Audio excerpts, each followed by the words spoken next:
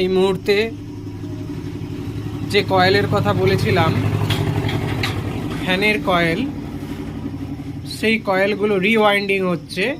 প্রথমে কয়েলগুলোকে কিভাবে কাটা হচ্ছে দেখুন। আপনাদেরকে আজকে দেখাবো ফ্যানের কয়েল। এই কয়েলগুলো 48 ইঞ্চি অর্থাৎ 1200 mm নর্মাল স্পিডের ফ্যান। এই ফ্যানের কয়েলগুলো নষ্ট হয়ে গেছে। এই কয়েলগুলো রিওয়াইন্ডিং করা হবে। তার প্রসেসগুলো আপনারা দেখুন, দেখলে বাড়িতে বসেই বানিয়ে নিতে পারবেন এই ফ্যানের কয়েল। হ্যাঁ, কয়েলগুলো পরিষ্কার করে নিয়েছিলাম।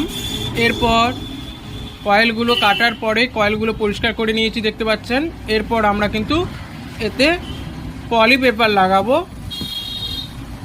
এরপরে বলেছিলাম যে কয়েলটা পরিষ্কার করে নিয়েছি, তারপরে পেপারগুলো লাগিয়ে ফেললাম। পেপারগুলো লাগানোর পর এরপর আমরা ওয়াইন্ডিং করব, সেইটাও আপনারা অপেক্ষা করুন, দেখতে পাবেন। আমরা পেপার লাগানোর পর এবারে শুরু করছি কয়েল ওয়াইন্ডিংয়ের কাজ। দেখতে পাচ্ছেন আমি মেশিনে কয়েলটাকে রেডি করে ফেলেছি, কোডটাকে। এবারে ওয়াইন্ডিং করব। তো ওটা হাতেও করা যাবে, আমি একটা ভিডিওতে দেখাবো কিভাবে বাড়িতে বসে হাতে এই কয়েলগুলো ওয়াইন্ডিং করা যায়। আমি এই মুহূর্তে মেশিন দিয়ে এটা ওয়াইন্ডিং করছি। মেশিনটা আমার রেডি রয়েছে, এবারে ওয়াইন্ডিং করব।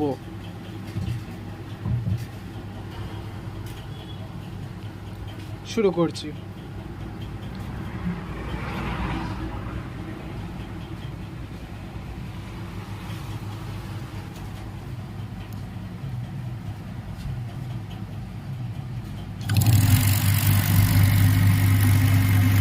আপনারা দেখতে পাচ্ছেন মেশিনের মাধ্যমে ওয়াইন্ডিং হচ্ছে। সুন্দর করে আমি ওয়াইন্ডিংটা আপনাদের দেখিয়ে দিচ্ছি।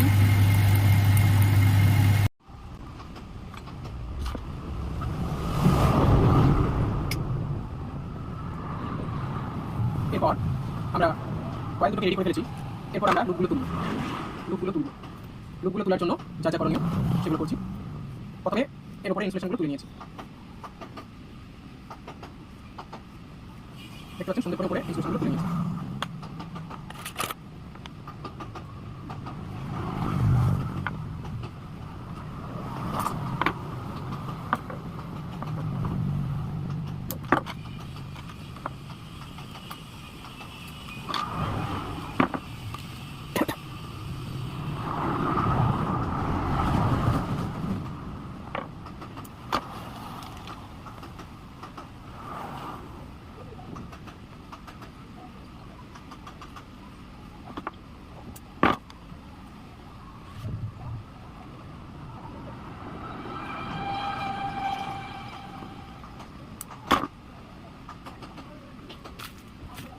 সেই মাপ করে এবার স্লিপ দেবো। ওখানে অনেকে এটাকে স্লিপ বলে, অনেকে টিউব বলে।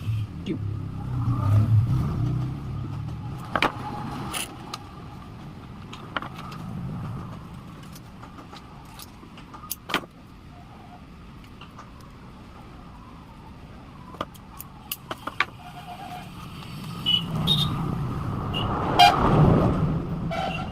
এরপর আমরা সোল্ডারিং করে নিচ্ছি। এরপর আমরা সোল্ডারিং করে নিলাম। সোল্ডারিং করার পর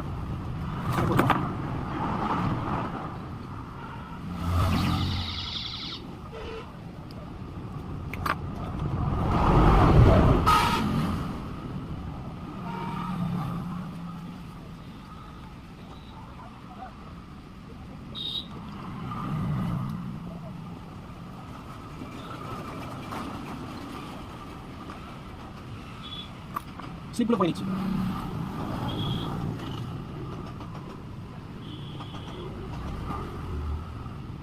সুন্দর করে স্লিপগুলো করে নিলাম।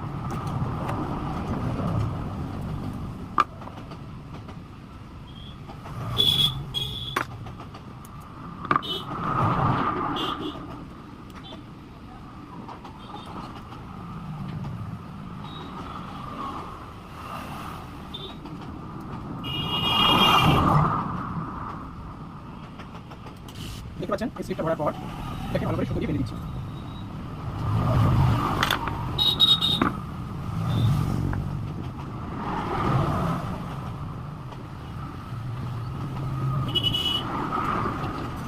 সুতো দিয়ে।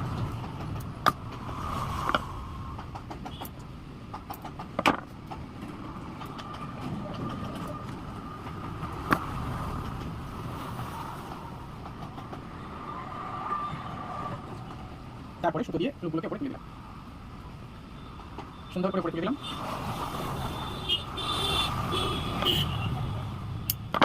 অলরেডি আমাদের কিন্তু কয়েলের কাজ পুরোপুরি রেডি, দেখতে পাচ্ছেন।